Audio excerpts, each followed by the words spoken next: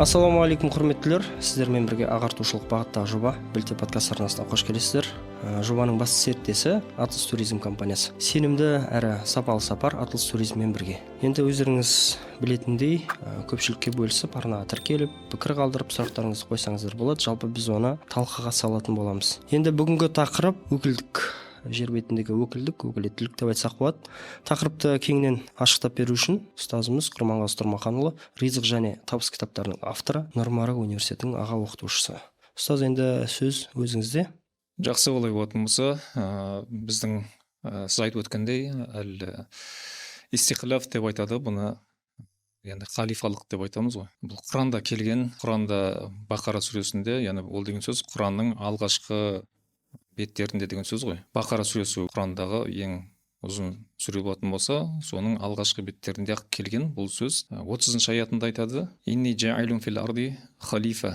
Яғни мен жер бетінде халифа жасаймын дейді. Халифа жасаймын дегенде, оны естіген кезде періштелер қорқып кетті деп айтсақ та болады. Оларда уайым болды деп айтсақ та болады. Сонда періштелердің сөзі айтады ғой: «Атаджалу фиха ман юфсиду фиха ва ясфику дима». Сонда жер бетінде қантөгіс жасайтын, бүлдіретін, бұзықтық жасайтын жаратылысты жасайсың ба деп айтады. Алла Тағалаға сұрақ қояды. Бұл енді қарама-қайшы келу емес, наразылық емес. Өйткені кейбір кісілердің ашықтауында періштелер наразы болды деп айтылады. Періштелер наразы болған жоқ. Өйткені ол аятта айтылған сияқты яфалуна ма юмарун. Яғни періштелерге не айтылса, олар оны орындайды. Ешқандай оларда наразылық болмайды Аллаға қатысты, Аллаға қарсы. Тек сұрақ қояды. Құранда кейбір аудармаларда аударатын, Құранда аударып жүрген бауырларымыздың бір кішкене қатесін деп айтсақ болады. Орынбасар деп аударады. Негізінде орынбасар деген сөз қате. Неге? Өйткені Алла Тағаланың шын мәнінде орынбасары болмайды. Орынбасар деген Аллаға қатысты болмайды. Орынбасар деген ол адам мен адам арасында болатын нәрсе. Орынбасар, мысалы, бір компанияның басшысы, оның орынбасары бар. Бірнеше орынбасар бар. Бірнешеге салаға қарайтын орынбасар бар. Ол басшы жұмысқа келмей қалса, немесе ауырса, немесе бір жағдай болатын болса, ол жұмысқа келе алмауы мүмкін. Жұмыс орнында ғайып болады, жұмыс орнынан кетіп қалады бірнеше уақытқа. Сол кезде не істейді? Орынбасарлар бар. Ал енді Алла Тағала ондай жағдай жоқ қой.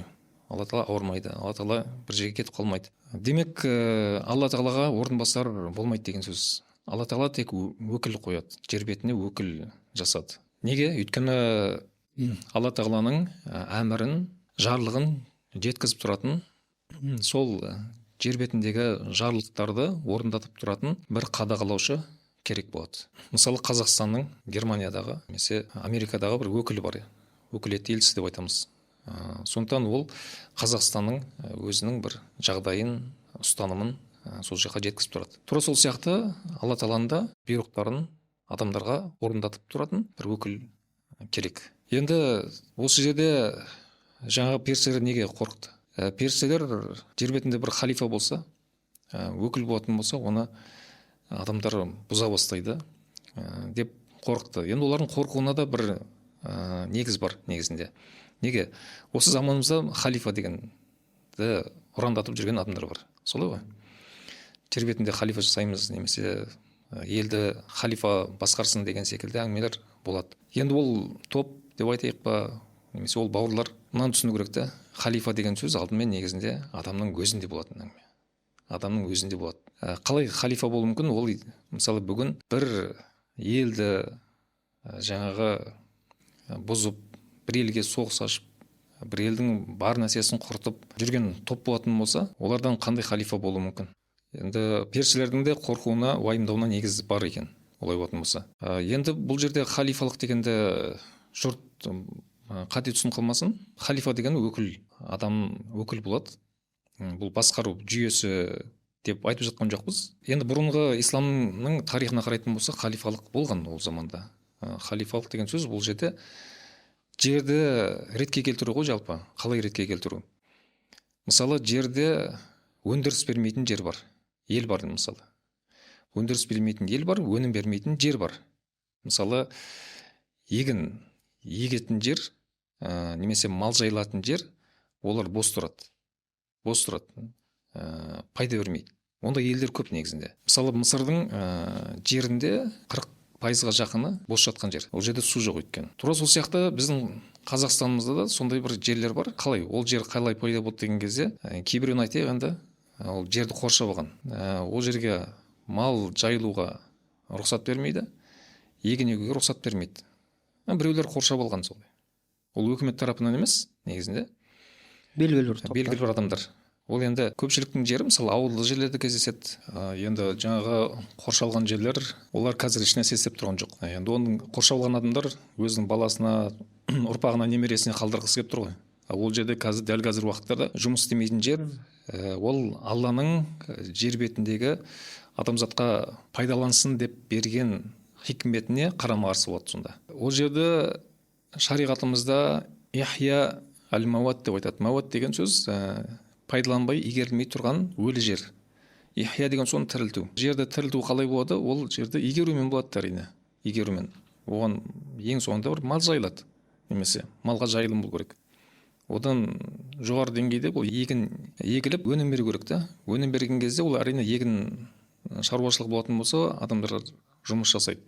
Ал адамдар жұмыс істемейтін жер болатын болса, онда ол адамзат жұмыс істемеген кезде қылмысқа барады. Өйткені жұмыс істемеген халық не болады? Бос болады. Бос болған жерде не болады? Той көп болады. Біздегі сияқты. Біздегі тойдың көп болуы жұмыстың жоқтығынан негізінде. Басты себептер осы. Өйткені жұмысы көп адам ол тойға аз барады. Мысалы мен сондаймын. Өте жақын туысқандарым болмаса, шақырып жатқан осы Рамазан енді өтті осы өткенде жақында. Бір жерлерге мен бармаймын. Тек туысқандарыммен байланысты сақтау үшін туысқандарыма барам. Олар маған келеді деген секілді. Былай шақырып жатқан жерлерге мен бас тарттым. Осы Рамазанда өз әдетім сондай менің. Бұл нәрсені мен растаймын. Шынымен де солай. Рамазанда мен бір кітапханаға бардым. Облыстық кітапхана шақырды. Сол жерге ғана бардым. Енді ол сондай бір кітапхана деген аты болғандықтан, ол жерге жаңағыдай оқырмандар келетін болғандықтан шақырған жерден бардым мен енді. Басқа бір ресми жерлерге мен барған жоқпын. Шақырылдым, бірақ барған жоқпын. Неге? Өйткені жұмыс көп. Ал ол нәрселер той болсын, ауызашарлар болсын, жалпы уақытты көп алады. Сондықтан жалпы енді халықтың деңгейінде айтып жатырмыз ғой. Той көп деген сөз, ол ойы аз деген сөз ғой. Енді халыққа, осы тыңдап отқан көрермендерге ауыр тиюі мүмкін. Енді ол ауыр тиеді деп, енді бұл жерде шын сөзді, хақ сөзді айтпай қоюға тағы да болмайды. Ол енді халыққа жақсы болмайды деп жылы жұмсақ сөзбен ғана шығарып салатын болсақ, ол халық қашан емделеді негізінде. Қазақтың өзінде бар ғой жалпы. Мынандай мақал барды, оны мен шығарып жатқан жоқпын, әрине. Қазақтың өзі айтқан: бәрің тегіс қойшы болсаң, құл боларсың дейді. Бәрің тегіс тойшы болсаң, жын боласың дейді. Сондықтан бізде той көпті, ой аз. Ой аз болғаннан кейін жұмыс аз болады. Жұмыс аз болғаннан кейін адамда тапшылық пайда болады, өзінен өзі. Жалпы сапада болмайды ғой. Кедейлік пайда болады, иә. Ал енді жаңағы кредиттің, адамдардың бір-біріне қарыздың шектен тыс көбею, ол тойшылдықтың, ой аздықтың нәтижесі. Сіздің бір сөзіңіз бар ғой, жалпы әлем бостықты сүймейді. Әлем бостықты жақсы көрмейді. Әлем жалпы әр нәрсемен толып тұру керек. Мысалы, бір сағатыңызды немен өткіздіңіз? Бір сағатыңызды ойынмен өткізетін болсаңыз, ол да сізге ертеңіңіз үшін, сіз ертеңнен аванс алып жатсыз ғой сонда. Ертеңгі болашақ күніңізден қазір аванс алып жатсыз. Аванс дегенде жұрт біледі ғой енді. Ол айдың соңында алатын айлық табысынан қазір алып қою деген сөз ғой. Неге алады ол? Өйткені жөндеп игере алмады.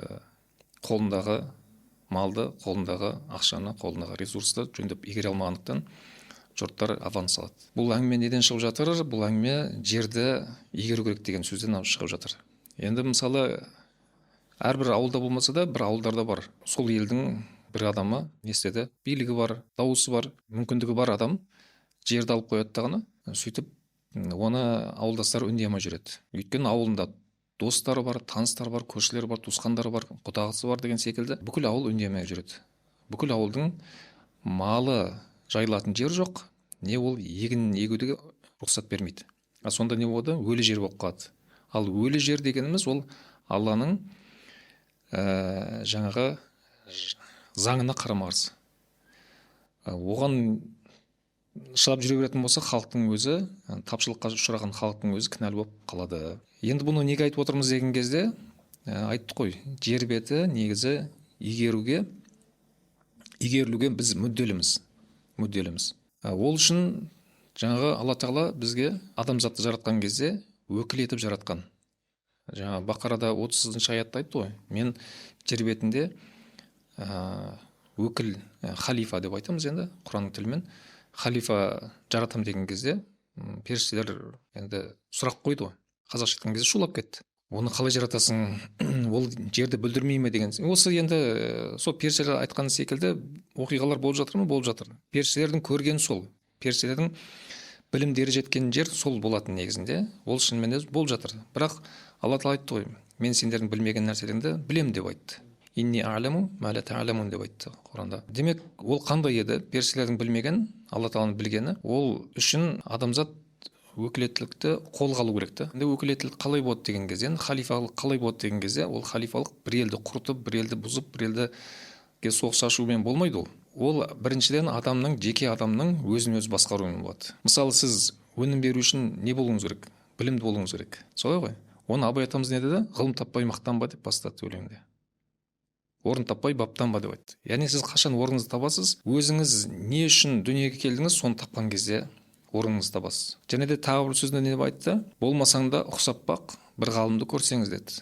Ғалым дегеніміз өткен сұхбаттарымыз айтқан секілді, ол университетте, жоғары университетте, жоғары оқу орнында немесе лабораторияда жүрген адам емес, ол ақ халат киіп алып жаңағы солай ғой, микроскоппен. Жоқ, ол ондай емес. Әр саланың өзінің мамандары болады. Мысалы, сіз кофе ішкіңіз келетін болса, ол жерде бір бариста тұрады, кофе дайындап. Мен де дайындаймын, сіз де дайындамайсыз. Солай ғой. Кез келген адам кофені жақсы дайындай алмайды. Ол үшін де курс алады адам. Демек, курсты тамамдаған кезде жұрттар мына кофеңіз әдемі дайындапсыз деп баға беретін болса, демек ол кезде ол ғалымы болып шығады сол саланың. Сол секілді үлкен кішілі осы мамандықтар бәрі сапалы түрде өнім беретін болса, демек не болды? Ол адам өз ісінде өкіл болды. Бұл жеке адамның тұрғысында айтып жатырмыз қазір. Ал енді сол жеке адам басқа біреумен біріккен кезде ол серіктестік болады, компания деп айтамыз оны. Оны Құран тауну алал бирри уат тақуа деп айтты. Тақуалық пен және де игіліктің негізінде бір-біріңе жәрдем беріңдер деді. Бұл компания, қазіргі тілмен айтқан кезде серіктестік. Ұжым немесе. Сол ұжым өнім береді. Жерді өңдейді, киім тігеді, кітап шығарады, жиһаздар жасайды. Адамға не керек, соны жасап шығарады. Бұл да бір өкілеттік деп айтамыз. Бұл да халифа, осы деген, халифа деген осы мағынасы. Одан кейінгі деңгей ол жерді абаттандыру, көркейту. Абаттандыру дегенді білеміз онда. Ол не істейді? Тал егеді, ағаш егеді, жол жасайды. Біздегідей емес та. Жол жақсы болып тұру керек. Мысалы, қай жерде? Европада ма, Қытайда ма, Америкада ма, мысалы, жер жолдары мықты болатын болса, күшті болатын болса, демек ол жерде өкілеттілік жақсы жұмыс жасап тұр деген сөз. Бізде не болады? Жаңағыдай жерді қарап отырса, асфальтты қай жерден шұңқыр кездеседі, қай жерге түсіп кетем деп мысалы отырасыз. Сол жерде енді бәрі адам үшін ғой жалпы. Солай ғой. Енді бәрі адам үшін деген кезде мына бір нәрсені байқау керек негізінде. Бәрі адам үшін деп ұрандатқан кезде бір байқайтын нәрсе бар. Игіліктер адам үшін. Өйткені Алла Тағала айтты ғой, мен жер бетінде жындар мен адамдарға бекер жаратқан жоқпын деді, өзіме құлшылық ету үшін жараттым деп айтты. Енді Алла Тағала өзіме құлшылық ету үшін деген сөзді бізде көп адамдар тар мағынасында түсінеді. Ол енді 5 уақыт намаз оқу үшін ғана екен деп түсінеді да. Әрине, мен оны жоққа шығарып жатқан жоқпын. Оны жоққа шығаруға болмайды. Парыз амалдар, құлшылықтар, намаз кіре ме? Намаз кіреді. Намаз енді ол діннің тірегі жалпы. Солай ғой. Алдыңғы сұхбаттарда енді бұл жайында кеңінен айтқан болатын, жалпы құлшылықтың кең мағынасын. Ары қарай өрбітетін болсақ, бұл жер бетінде мысалы намазымен ешкімге отбасыма да пайда бере алмаймын. Солай ғой. Бірақ ол менің дінімнің негізі. Олай болатын болса, мен намаз оқитын адам ретінде жер бетіндегі өкілеттік қызметімді дұрыс ұстауым керек. Оны өзімнен бастауым керек. Қару алып, бір елге барып, шекарасына кіріп, ойранын шығарып деген секілді ондай емес. Жоқ, мен бірінші өз ішімде өзгеріс жасауым керек. Жаман ескі менімнен жаңа жақсы менге көшуім керек. Осы ескі мен, жаңа мен дегенді бұрында да айтқанбыз, ғалымдарымыз бұл сөзді қолданған. Және де Жүсіпбек Аймауытов атамыз да өзінің кітабында осы ішкі мен, сыртқы мен деген сөзді, терминді қолданады.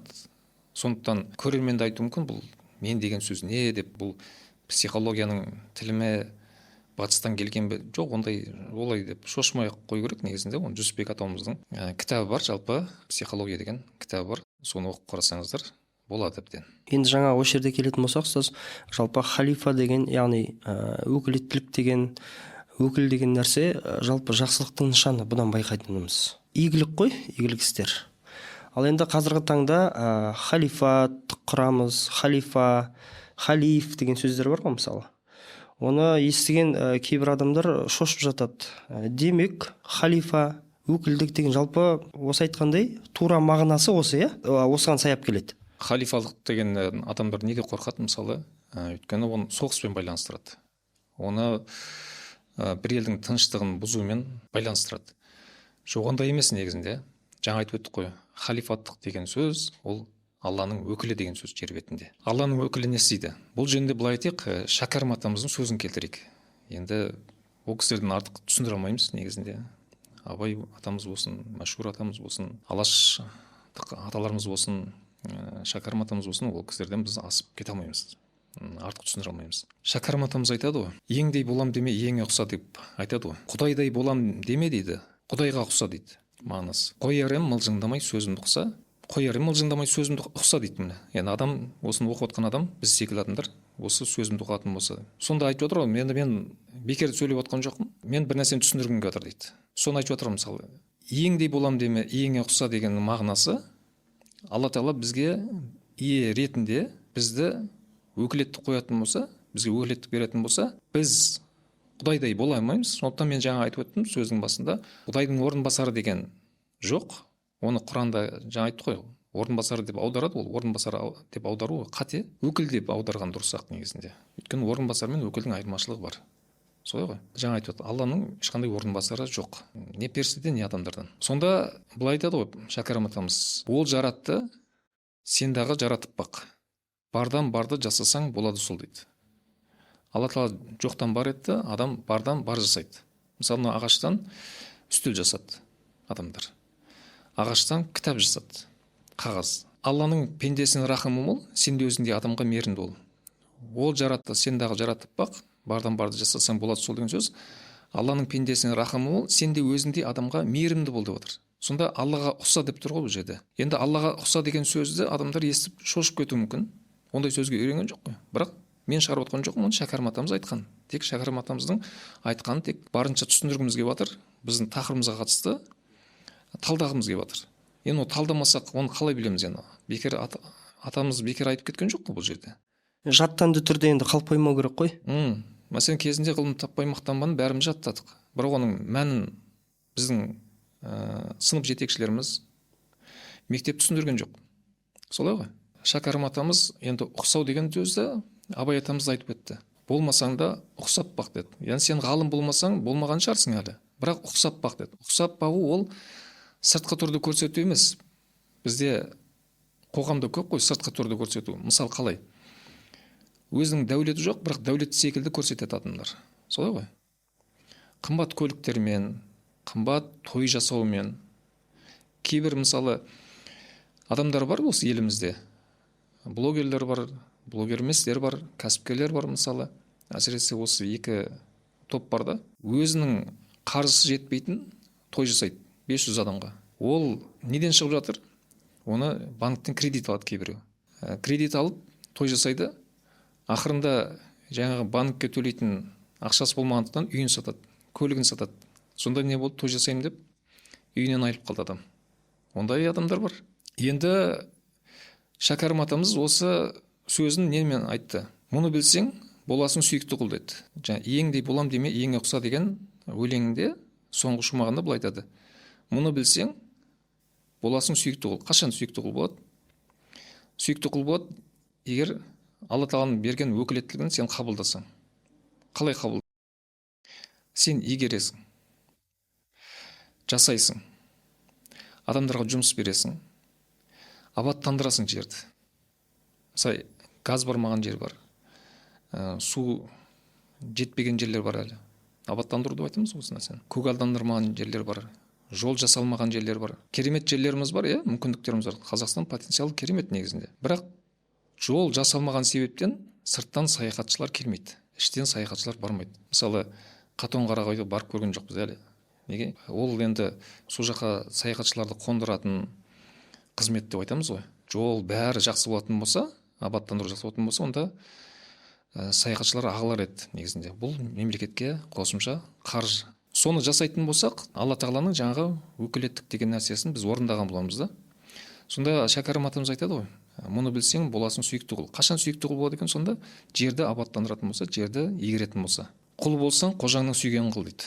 Алланың сүйген құлы, сүйген ісі ол жерді көркейту, жерден өнім шығару, сөйтіп халыққа жұмыс беру, халыққа ризығын кеңейтуге себепкер жасау. Қажетін өтеу ғой, былайша айтқан кезде. Иә.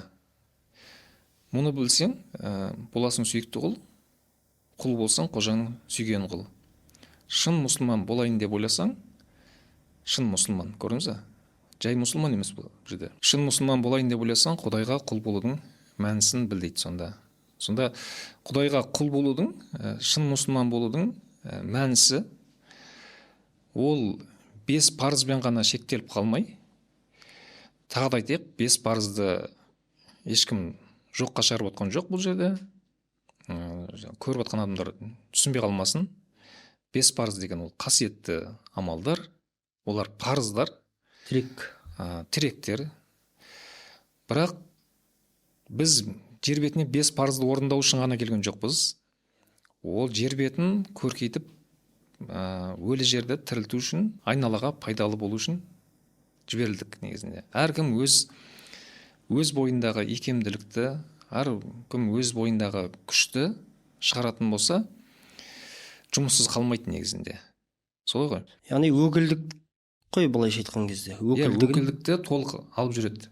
Мысалы, сонда жер бетінде жаңа құл болудың мәнісі сол не дейді? Жерді игеру дейді.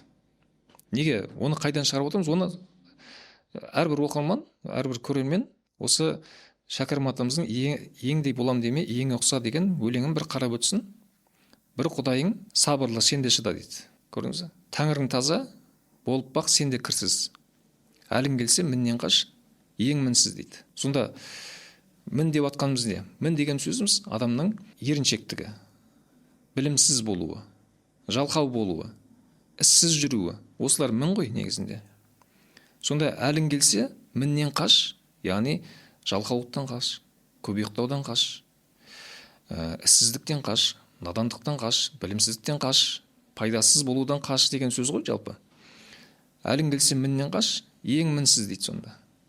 Мені көрдіңіз бе? Сонда Құдайға ұқса деп тұр ғой.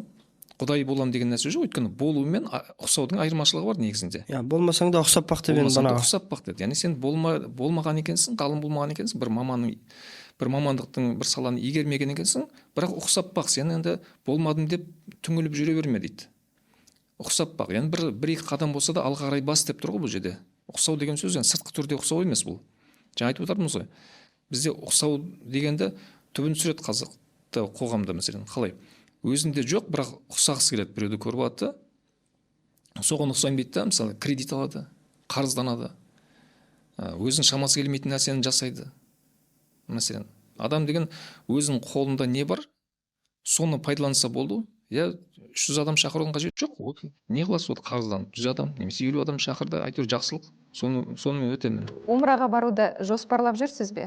16 жылда 70 мыңнан астам қажыны ұлы сапарға жіберген Атлас Туризм компаниясы сіздің де умра сапарыңыздың сенімді серіктесі болуға дайынбыз. Эйр Астана әуе компаниясымен ұшып, 4-5 жұлдызды қонақ үйге тұрақтап, білікті гид-ұста жетекшілігіңізбен умраңызды атқарыңыз. Сіздің қасиетті мекендегі құлшылыққа толық көңіл бөлуіңіз үшін сіздің барлық жағдайыңызды толық қамтамасыз ететін боламыз. Ұшу Алматы, Астана, Шымкент, Ақтау қалаларының жүзеге асады. Толық ақпарат алу үшін төмендегі WhatsApp номерге немесе описаниядағы ссылкаға өтіңіз. Енді жаңағы әңгімемізге қайтадан оралайық. Біз енді көріп жатқан адамдарға барынша түсінікті болсын деп кішкене тақырыптан шығып жатқан жоқпыз, жалпы кеңірек алып жатырмыз. Басы мен аяғын көрермендер өздері жинақтасын. Енді жаңа біз айтып өттік бір сөзімізде. Әр адам өкілеттікті алып жүруге қабілеті бар. Әу баста қабілеті бар. Өйткені Алла Тағала ол бекер жаратқан жоқ қой, Алла Тағала қателескен жоқ. Инни жаилун фил арди халифа. Мен жер бетінде өкіл жасаймын деген кезде Алла Тағала қателескен жоқ. Демек сіз де мен де өкіл бола аламыз. Мүдделі деп айтсақ бола ма? Яғни адамзат үшін мүдделі, өзі үшін мүдделі, отбасы үшін мүдделі, айналасы үшін мүдделі, әрине. Болуға мүдделі, яғни. Солай ғой. Сонда қалай болады деген кезде Абай атамыз айтады, әсемпаз болма әрнеге дейді. Әсемпаз болма әрнеге. Әсемпаз деген сөз, ол әсемпаз болу деген сөз, ол тұрақсыз болма деген сөз. Бір нәрсені көрдің, сондай болғың келеді дейді, бір-екі ай соның артынан жүреді, сөйтіп қайтадан тастайды. Міне әсемпаздық деген мағынада осы. Көрсе қызар деп айтса? Мейлі көрсе қызар деп айтсақ та болады. Бірақ әсемпаз деген сөз, бір әсемдікті көрді, сол әсемдік ұнады, соның артынан кетіп қалады, бірақ ол оның ісі емес негізінде. Оған мінезі сай келмейді, оған әдеттенбеген, ол жайлы білімі жоқ, сондай болғысы келеді. Мысалы былай айтайық, бір адам бір салада көп табыс тауып жатыр, табысы көп бір салада. Сөйтіп бір адам соған қарады да, мен де сондай боламын деді. Солай ғой? Міне әсемпаздық деген сондай. Өзінің ісін тастады да, өзінің ісі бойынша тұрақсыз болды ол. Өзінің ісіне қатысты тұрақсыз болды. Сөйтіп мына нәрсеге көшті. Солай ғой. Әсемпаз болма әрнеге деп жатыр соны. Бірнеше жыл бұрын, жалпы 20 жылдай бұрын, біздің ауылда мынандай бір көрініс орын алды. Мен осы табыс кітабында айтып өткен осы бір оқиғаны. Біздің ауылдың егін егіп жүрген адамдары, жастары, өзінің егіп жүрген бір егіні бар еді. Қауын ба, қарбыз ба, жоқ қызанақ па, жоқ қияр ма, көкөністер. Соны бір жуа егу деген бір іс болды. Бұрын соңды егілмеген еді. Сөйтіп, солтүстік жаққа Ресейге алып бардыған көп табыспен қайтты, көп ақшамен қайтты. Келесі жылы өзінің егіп жүрген егін тастап, жуаға көшіп кеткен адамдар болды. Оның аз ғана табыс таба алды, көбісі расуа болды. Яғни көбісі одан нәтиже шығарылмады. Неге? Әсемпаз болды. Абайша айтқан кезде. Қалай? Мына жақтан ақша көп түседі екен деді, өзінің егін үйреніп қалған егін тастады. Демек, ол не істеді? Өкілеттіліктен айырылып қалды. Міне өкілеттілік деген сол негізінде. Халифалық деген осы жерден шығады екен негізі. Мағынасы.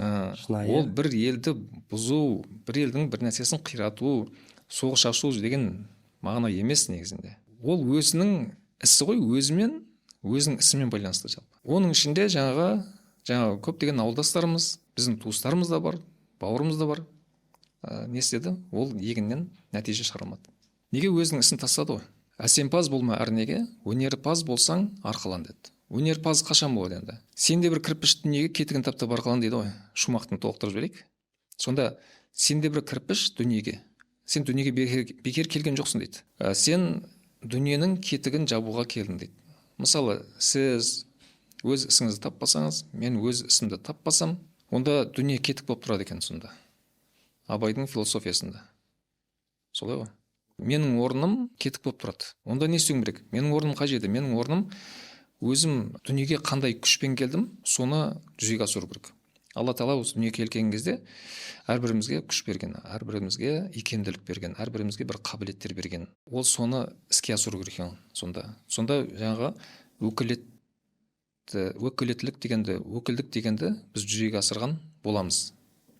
Енді Құранда былай айтады: аяхсабул инсану аютрака суда.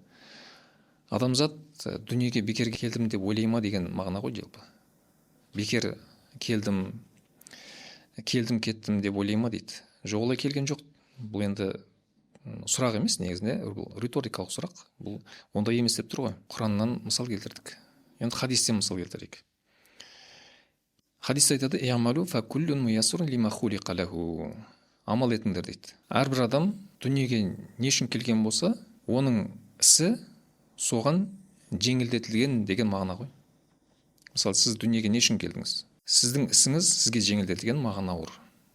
Керісінше де менің ісім маған жеңіл, сізге ауыр. Мүмкін емес, көрдіңіз бе? Неге? Өйткені сіздің ішіңізде, сыртыңызда сай келмейді ол іске. Солай ғой. Сонда бұл деген сөз не? Біз Абайдың сөзінен келтірдік, одан кейін Құраннан келтірдік, хадистен келтірдік. Енді бұны жоққа шығарам деген адам жоққа шығара берсін. Біз оны ойдан шығарып отқан жоқпыз негізінде.